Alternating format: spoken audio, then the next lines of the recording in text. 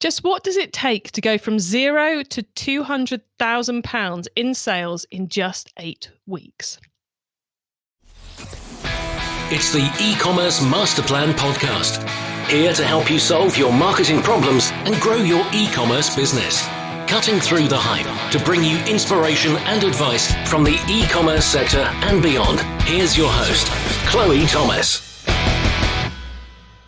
Hello and welcome. It's great to have you here. Today's guest on the show has been in business for a couple of years, but we're going to be taking a view back to all that's happened over those couple of years, including how they created a brand new e-commerce business and in just 8 weeks grew the sales to £200,000 from zero, from nothing, no list, no nothing, just how they understood it, how they deployed the Facebook ads, how they put it all together. It's also a very seasonal business, so we're going to be talking about constraint, what they do with the rest of their time, loads of kind of cool, interesting angles coming up in today's episode. I thoroughly enjoyed recording it, so I hope you all enjoy listening to it. Before we get into that and meet our guest, though, please do check out the sponsors. Getting an online business off the ground is not easy. So if you find yourself working late, tackling a to-do list that's a mile long with your 5th cup of coffee by your side, remember, great email doesn't have to be complicated. That's what Klaviyo is for. It's the email and SMS platform built to help e-commerce brands earn more money by creating genuine customer relationships. Once you set up a free Klaviyo account, you can start sending beautiful branded messages in minutes, thanks to drag and drop design templates and built-in guidance. And with e-commerce specific recommendations and insights, you can keep growing your business as you go. Get started with a free account at klaviyo.com/masterplan. That's KLAVIYO.com/masterplan. And now to introduce today's special guest. Rob Harrison-Plastow is the Chief Marketing Officer of the Moonface studio. The studio exists to empower its customers to become more attuned to the moon through art, books, and rituals. It was founded in November 2020, and they went from zero to £200,000 in just 8 weeks. Hello, Rob. Hello. A phenomenal achievement. Well done. And I'm fascinated to hear how you managed to get that growth that quickly with something so new in the current e-commerce, heavily competitive, every angle taken world. So I'm very much looking forward to chatting to you about this. But before we get into all the real cool detail, tell us a bit about how you got started in e-commerce. Well, thank you. Thanks for the compliment as well. Well, I've always been into entrepreneurship. Back since when I was at university, and also into writing, and that fed into copywriting. So when I was at uni, I was a magazine editor there, and I launched my own video production company, which was before YouTube. So we were creating videos to go on DVDs on the front of the student newspaper and magazine and things like that. And literally like 2 years later, YouTube came out. So like, that was awesome. But yeah, so I started off in journalism, went into print media. It was business to business, and it's a dying industry. It was, proper print. So I left that, moved to Canada, ended up working for a non-profit. That opened my eyes to all sorts of different development issues and so on. And that led me back to the UK, where I did a master's in sustainable development. And to pay my way through all that, I took up copywriting again, this time for SEO clients. That kept my hand in the game for a long time, actually. Kept doing that whilst I was still working. Ended up working at the university that I studied at, got a job there, worked my way up. And then whilst I was there, I created a program called Engineering and Entrepreneurship, which is the first program of its kind where students get to launch a startup and get credit for it. So you get a degree and you get your own startup and you get seed funding for it. That got me chatting with loads of people in like fast growth startups and industry like that. And that got me super excited. And I started plotting escape from the university. And it was at the same time that my wife was launching an e-commerce brand. And given my copywriting background, that got me even more into it. And then bit by bit, I started playing around, building my own stores, then started consulting a bit. And then my good friend, Hayley, who's the artist behind Moonface Studio, came to me and said, can't do anything because of COVID. I usually make these really big, lovely moon calendars every year and I go around the different markets. But because of COVID, she couldn't. So she said, how about we try and sell some online? I was like, okay. So we put up a store pretty quickly.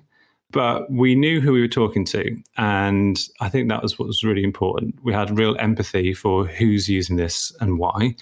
And that came through in what we were doing. And we ended up pushing Facebook ads essentially to scale it beyond, scale it to the moon. It's Moonface Studio, right? And Nice. thank you very much. We did 200K in 8 weeks off of Facebook ads. The whole thing was just all Facebook ads. And that was, quite an eye opener. I've not seen it go that fast, that quick before. It was in the lead up to Christmas, so it's perfect timing. So we launched in the November and just scaled it incredibly quickly. And it was a lot of fun.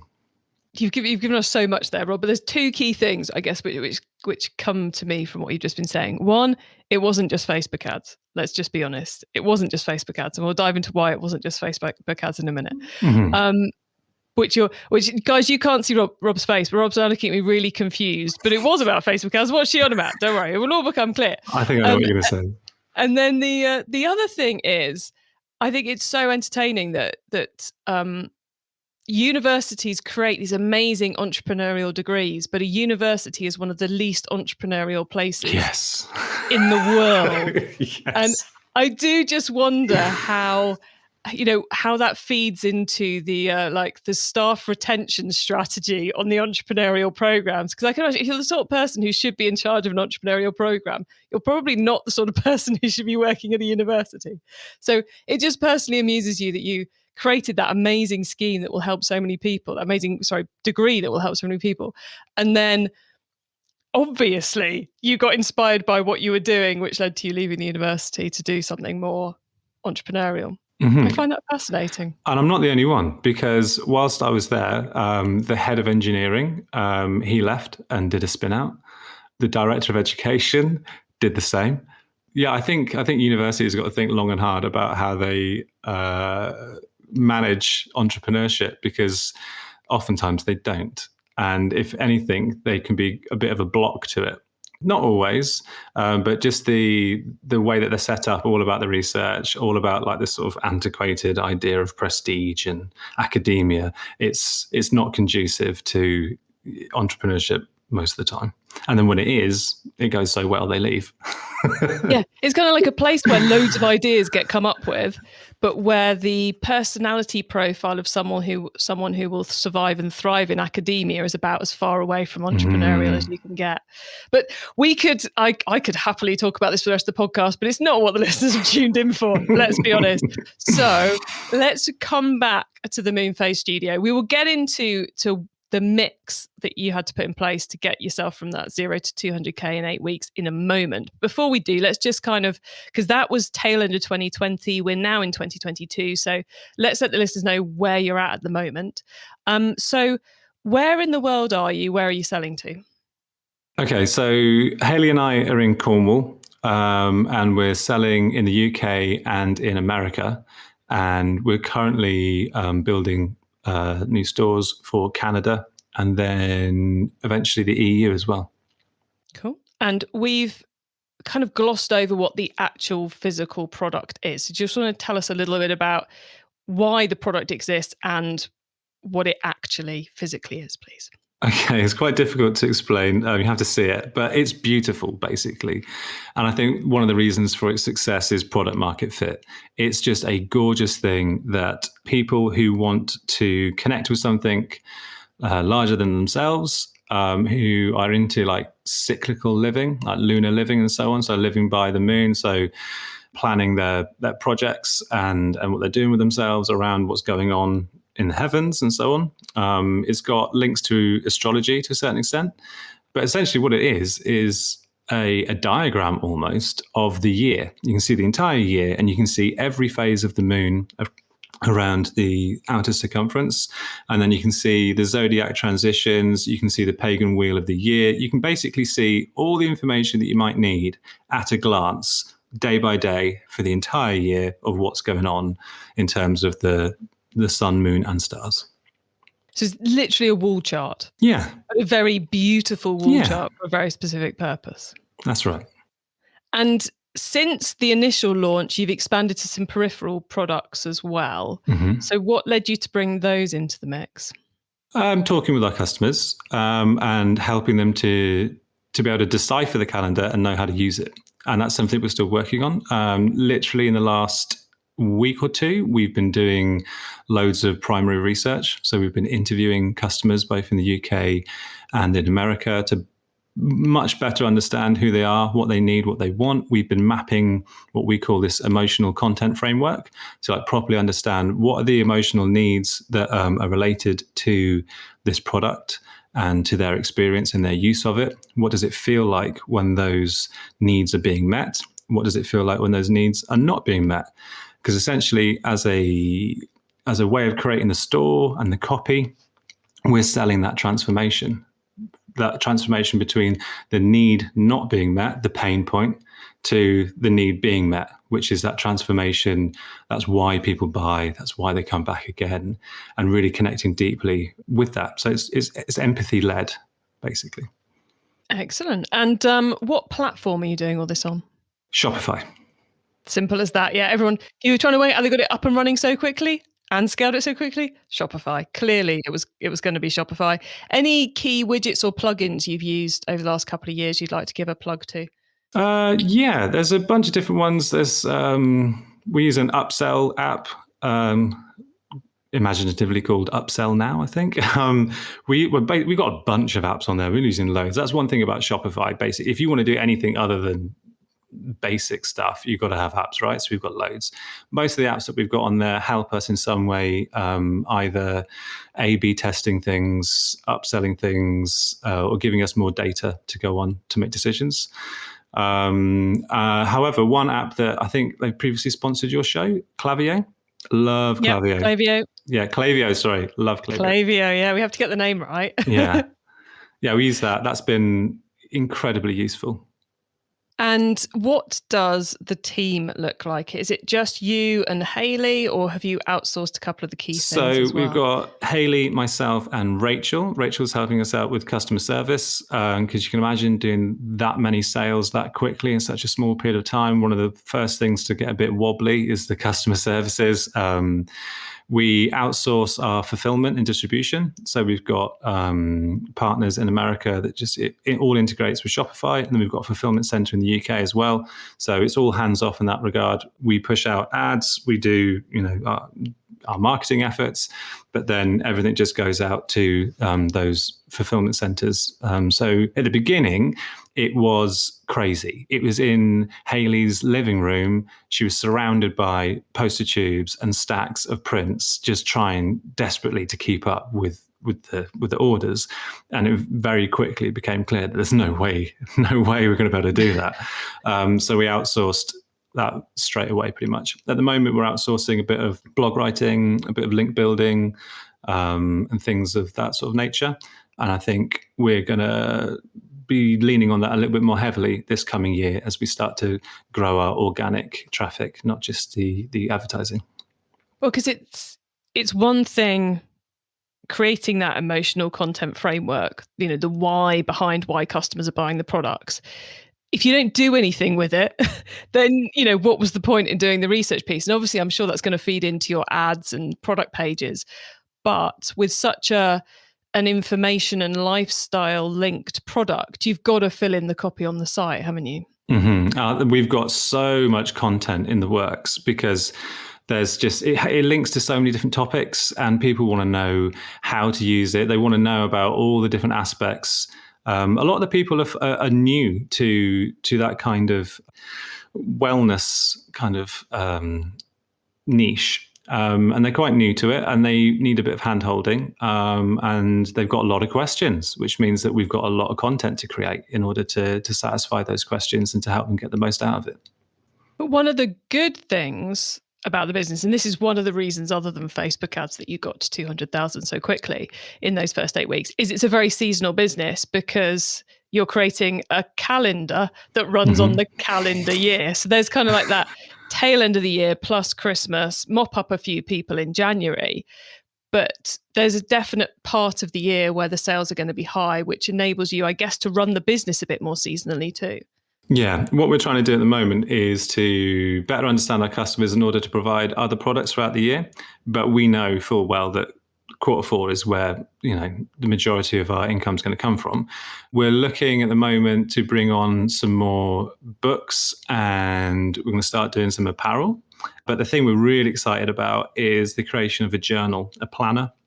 So rather than, at the moment, a lot of our customers, they're using the calendar, but then they've got like a physical journal or planner that they use in order to do like their goal setting and their reflection. So what we want to do is we want to create our own version of that and use Hayley's amazing, beautiful artwork to make it just absolutely stunning. And then we'll be able to really support our customers in what it is that they're trying to do. Yeah, because it's the artwork, guys. When you see the artwork, you may be Googling it right now, but it's static artwork. You're not filling it in as the purchaser. So yes, you would, you need to go, how does this then relate to my year and my diary and all the rest? So that makes an awful lot of sense. More interactivity. And of course, looking at the artwork, it has to be Hayley's artwork.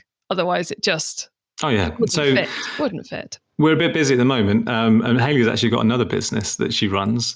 And again, because it's seasonal, we have to sort of plan around actually creating the artwork. So she's already thinking about next year's one right now. We've been talking to our customers to get their input on it too. So there's lots of ideas floating about. Watch this space. The next one's already coming, and it's still early part of 2022. Now, we mentioned that it's a bit seasonal, and we've mentioned that that Hayley has another business as well. You also have other interests, which I think is a really interesting angle on this, because this isn't anyone's full-time job, is it, the Moonface Studio? No, we're all part-timers. Is there any intention to take it to full-time, or are you very keen to keep it as a part-time role? There are times in the year where it is full-time. But I think because of the seasonality of it, when we're not in that peak period, we've got time to do other things, which is great. For me, it allows me and enables me to take on a lot of other projects. I'm involved in a bunch of different climate activism projects. So in many ways, that funds my ability to participate in different environmental movements, which is excellent. And then I'm also a co-founder of an agency based on our experiences with this and my wife's e-commerce brands and some consultancy work that I've been doing previously. There's now a team of 3 of us. So we've got a web designer, my wife, who's a professional researcher for a long, long time, and then myself, and we build highly converting e-commerce stores. So we're doing more and more of that. We're working with organizations and businesses that want to make a difference in the world. And we're trying to help them as much as possible so that they change the world. We increase their conversions. By proxy, we're helping them to change the world more and more. It's a lovely fit, I think, the Moonface Studio with improving the planet, sustainability, climate activism, etc. Because, you said you're getting a lot of people coming to this new. I would assume that is part of the general global human desire to reconnect with nature, to save the planet, to do all these things. And, that massive block of rock that's circling us is quite an obvious place to start on your journey of going beyond just planting out a window box. Yeah. Well, another one of the things I do is called the Pathfinders Collective. And it's all about regeneration, which is sort of going beyond sustainability. And it's about finding new ways, new paths into the future, different types of business, different ways of seeing ourselves. I was recently interviewing a chap called Professor Tim Lenton, he's just an amazing academic and climate hero. Did a load of work on tipping points and Gaia theory. He's kind of picked up the Gaia theory mantle from James Lovelock. And in conversation with him, we talk about the same thing that's at the core of the Moonface Studio, which is this idea of nature connection, this understanding of human identity within a context of we are here sat on a pale blue dot. We are very much a part of nature. We're not separate from nature. There's a great Alan Watts quote that I like, which goes along the lines of the earth peoples, just like an apple tree apples. Like, we're not made and put here. We came from this. This is us. And a lot of what Tim Lenton's work and that of Gaia theory seeks to do is to reposition and recontextualize human identity within that frame of reference. And the same thing's there within the Moonface Studio. It's all about nature connection. It's all about trying to rekindle a sense of awe and reverence for what we're a part of. And that in turn builds that connection and that love for where we are, for our planet. And quite clearly, that level of understanding that you've brought to Moonface, together with Hayley's knowledge of her customers and all the rest of it, is one of the reasons you were able to launch and scale so quickly. And we should probably dive into that for the audience's benefit. Yeah. So you said that, one of the reasons you grew fast was you launched it not through planning, because Hayley couldn't go out to trade fairs. She needed to sell something. So it needed to launch at that Christmas period. So it was a good time to launch. You had that knowledge of the customers.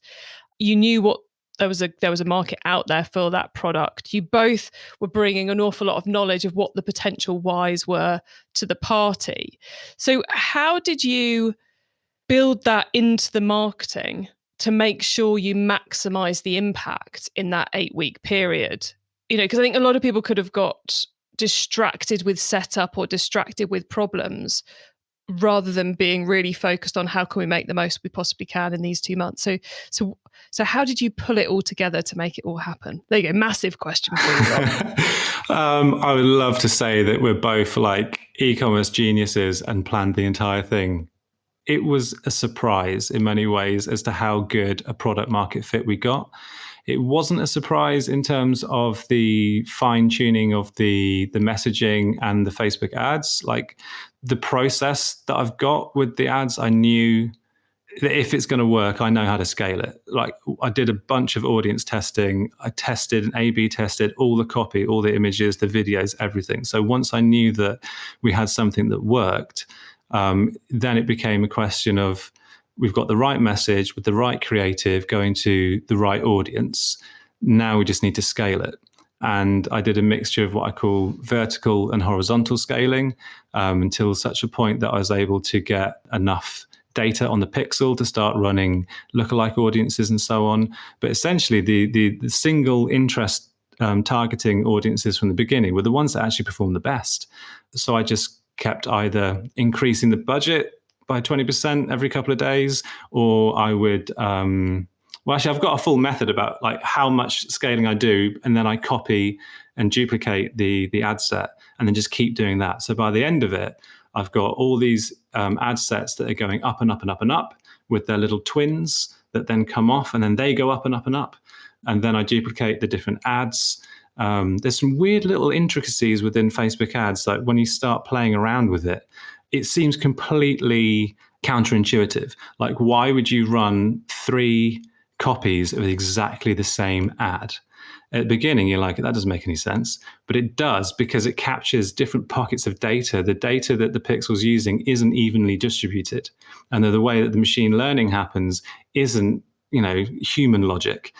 So what you can do is you can put out all these different duplications of exactly the same thing, but get different results. So then it's like pruning a tree. You send out all these different little branches out, and you see which ones hit the jackpot, and then you trim off all the ones that don't work, and then you just keep growing and growing the ones that do. Yeah, that's it. You got to play the algorithm, haven't you? It's not human logic. It's not human logic. You got to think like the algorithm. Exactly. Give the algorithm the best chance of success, and life will be easy. Do you think part of the reason that the business has had that very successful launch and is continuing to be successful now is because the seasonality of it, plus the fact that everyone involved has other interests, means you have to be very focused and make definitive decisions about what you're focusing on at any point in time. You're not just rocking up on a Monday morning and going, I've got a whole week to fill. What shall I do? But you're doing more of a, right, November, December needs to be this. At the moment, we're recording this in March. This is when we're getting our research finished, planning our content to create in the summer, and Hayley's busy starting the design for the 2023 calendar. Do you think those kind of restrictions of the seasonality, restrictions of the time you're able to spend on it, make life easier or harder? I'm a big one for constraints. I think constraints are good. I think they encourage creativity, they provide focus, and you get stuff done. So, yeah, I mean, if you look back at loads of different creative things. Like I look back at some of my favorite directors, and when they were broke and when they just had to make do with what they got, they get really creative and they do amazing things. And then when they become these huge, Hollywood megastars and they can do whatever they want and they have these massive budgets, they often make really crap films. So there's something to be said about having constraints and having to be creative and just go for it. E-commerce Master Plan is supported by some of the greatest companies in the e-commerce sector. Here's a reminder of who they are. Has your business taken huge growth leaps in the last year? Then you need to enter to be in the running for Brightpearl's Lightning 50. It's the definitive list of the fastest growing online businesses in the UK and US. Apply today and get recognised for your brand's epic success over the past year. Last year's winners included brands like Holland Cooper, Biscuiteers and Candy Kittens. Do you have what it takes to stand out in 2022? Head to brightpearl.com/lightning-50 to put your business forward. The Lightning 50 is free to enter and it takes less than 5 minutes to apply. So what are you waiting for? Head to brightpearl.com/lightning-50 to put your business forward. We've all reached peak frustration at one point or another with Google Ads. You've created a beautiful campaign with all the right keywords and targeting and ads that are the perfect fit for your perfect customer. But the sales just aren't coming in, and you just can't work out which Google Ads lever you should pull to fix it. Sound familiar? Well, thanks to my friends over at specialist PPC agency Digital Gearbox, you don't have to struggle any longer. Digital Gearbox take the hassle out of navigating the murky, dark arts waters of Google Ads, and right now they're offering a free, in-depth account audit for anyone who might be stuck in a rut with their campaigns. To improve your Google Ads performance, please book your free audit today at digitalgearbox.co.uk/masterplan.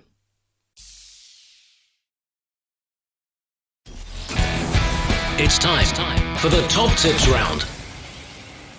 Okay, Rob, I love this section because it gives me and our listeners some really quick ideas for taking our businesses to the next level. Are you ready for the top tips? Yes, let's do it. Okay, the book top tip. If everyone listening to this podcast agreed to take Friday off and read a book to make their business better, which book would you recommend? Well, I have got a huge stack of books all about startups, copywriting, marketing, the works, and I'm going to ignore all of them. And I'm going to say, take Friday and read Donut Economics by Kate Raworth.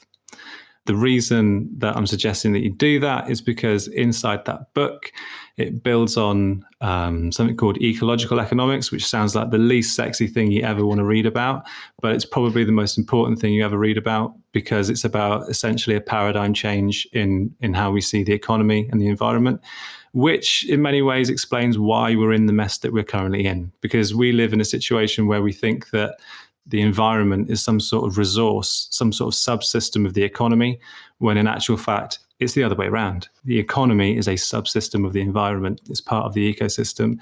And you can't have an infinitely growing subsystem within a closed system above it of the planet. At some point, stuff starts to fall apart. So even though all these ideas that we've had about business and economies and so on have served us so incredibly well over the last few hundred years, they are fundamentally flawed because the vision that they've got behind them is based on false assumptions that just no longer stand up when you hit a certain point of scale. And I think what's going to happen over the next couple of hundred years is a shift from one economic paradigm to another. And that's what climate change is. Climate change is that massive wake-up call and symptom saying, this is broken, it doesn't work, we need to change. Nice, that's Donut Economics. Mm-hmm. Excellent. Okay, traffic top tip. Which marketing method do you either prize above all others or think doesn't get the press it deserves? Well, given all we were talking about earlier, I can't not say Facebook ads, even though like with the whole iOS 14 thing and it getting harder. I think had I tried to scale Moonface Studio the year after, I think I would have found it incredibly difficult. But luckily, the year I did it, I had all the data I needed. I knew exactly what to do. So when it came to the second year round, we could still hit the same sort of numbers, even though I was doing quite a lot of it blind, or at least partially sighted, because I had nowhere near as much data the second time round. But I still find it incredibly powerful. And then I can't not say also organic traffic. We're pushing on that like mad this year because it's free once you put all the hard work in. But yeah, I love Facebook ads and Instagram ads. Well, especially when that SEO hard work is also what your existing customers want to buy. So it's a conversion rate optimization tactic, a retention tactic, and an SEO tactic all rolled into one. Yep. Total no-brainer. Okay, the tool top tip, maybe a collaboration tool, a social media plugin, a phone app, or just a way of working. Is there a cool little tool you use that makes you and your team more efficient from day to day? So with my colleagues at Time, so we manage all our, actually, and also me and Hayley, Moonface Studio, we WhatsApp group chats, loads of WhatsApp messages going all the time, Google Workspace, and then Loom. So instead of like having meetings all the time, we'll just do a screen recording, talk about what it is that we want, more often than not looking at some sort of web page that we're designing and giving each other notes so that the other can watch it whenever they want. And then I'm going to throw in a random one, which is to say, so much of business, e-commerce, all of it is about mindset. I've definitely picked that up over the last few years. It makes a huge difference. And because of that, sounds a bit woo, but then I'm working for Moonface Studio. Mindvalley. If you've not used it, get the Mindvalley app and do some of the courses on there because they will change your business, because you will change as a result, and then you'll change the way that you do your business, and then crazy stuff can happen. Well, there's a big tip. Okay, the growth top tip. If you met someone today who is focused on growing their e-commerce business from 100 orders per month to 1,000, what would be your number one tip for them?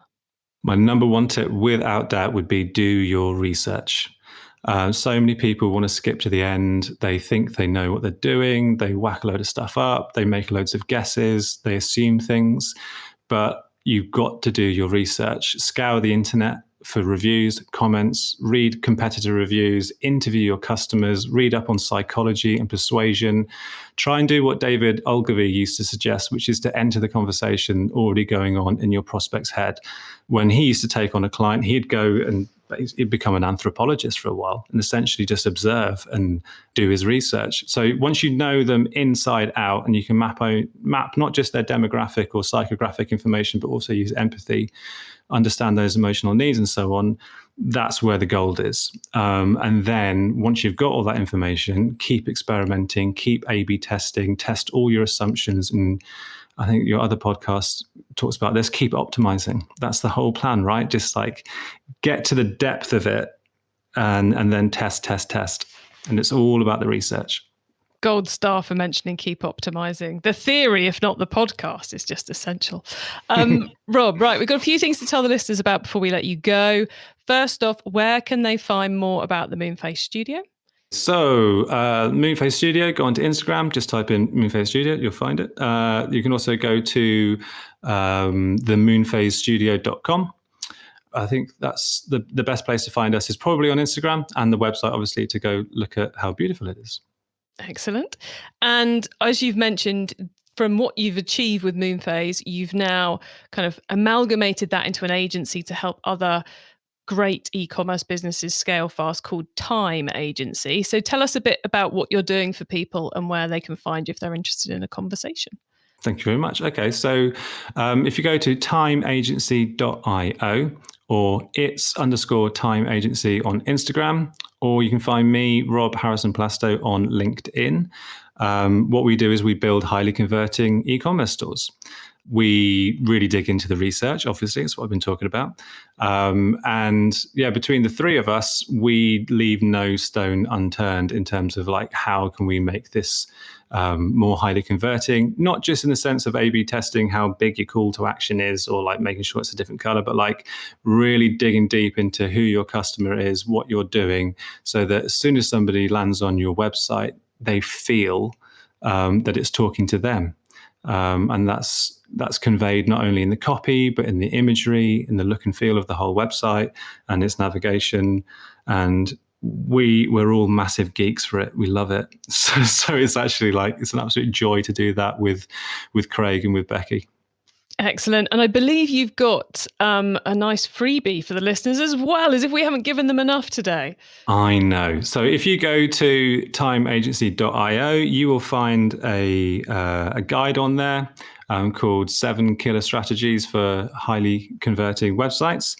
And in that are some great ideas to get you started. If you want to increase your conversion rate, and let's face it, who doesn't? Because the moment you do that, you can increase your revenue without increasing your advertising spend. It's a no-brainer. There's 7, in fact, strategies in there to help you do exactly that. Excellent. Okay, Rob, thank you so much for sharing all of that and sharing. So I feel like we had quite an interesting rambling chat where we covered an awful lot of big topics. So it's been a pleasure. I've thoroughly enjoyed it. I hope the listeners have too. So thank you so much for coming on the podcast today. Well, thank you.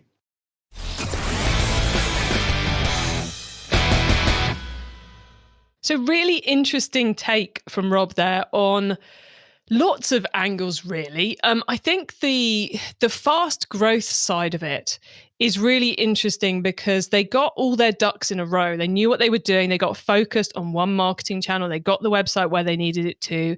They learned lessons from it, and then they've been deploying those ever since. I think the love of constraint is something I thoroughly am in with. You know, when I've restricted myself to only working Monday to Friday, everything in my world got better. And, you know, I'm also a fan of, you know, you will have all heard me say this before, but the key to success in any business, especially an e-commerce business, is working out what we should do from all those thousands of things that we could do. And putting constraints forces you to make better decisions and to say no to more things.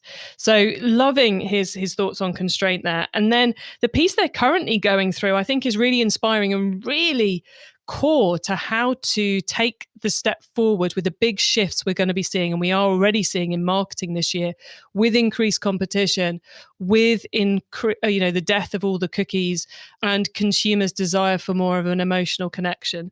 So that research they're doing to create that emotional content framework and then feeding that into their marketing, I think, is really clever. Lots to take in from our chat there. To get your hands on the notes from today's show, including the top tips and links to what we've mentioned, head over to ecommercemasterplan.com/podcast. There you can also add yourself to our email list so you don't miss out on any of the other things I share to help you improve your business. If you're intrigued by what Rob and I were saying around Facebook ads and that creative process they're taking, our whole month about Facebook ads, which is coming up next month on Keep Optimizing, is going to be all about bringing more creative and adapting your Facebook ads to the new algorithmic cookieless world we're living in. And hopefully, Rob will be coming back to talk about the process they're using at Time Agency to do that for other brands, so you can copy what they're doing. So that's coming up on our sister podcast, Keep Optimizing, next month. So look out for that one. Thank you so much for tuning into this and every episode of the E-commerce Masterplan podcast. I bring you a new interview every week because I want to inspire and help e-commerce business owners to succeed and thrive with their businesses, including progressing along the path to net zero. So if you know someone this show can help, please help them to listen to the E-commerce Masterplan podcast. Add it to their phone, to their podcast app, send them a link, whatever it takes, get them to listen as well. I hope you have a brilliant week, and do not forget to keep optimizing. Thank you for listening to the E-commerce Masterplan podcast. Find out more at ecommercemasterplan.com/podcast. If you're marketing an e-commerce brand, you already know that data changes everything. More data means more power. And if your email or SMS tools can't handle all that data, they're probably holding you back. That's where Klaviyo comes in. Its top-notch personalization and segmentation help you send the right message at the right time, guided by unlimited real-time data from your online store and tech stack. Request a demo at klaviyo.com/masterplan. That's KLAVIYO.com/masterplan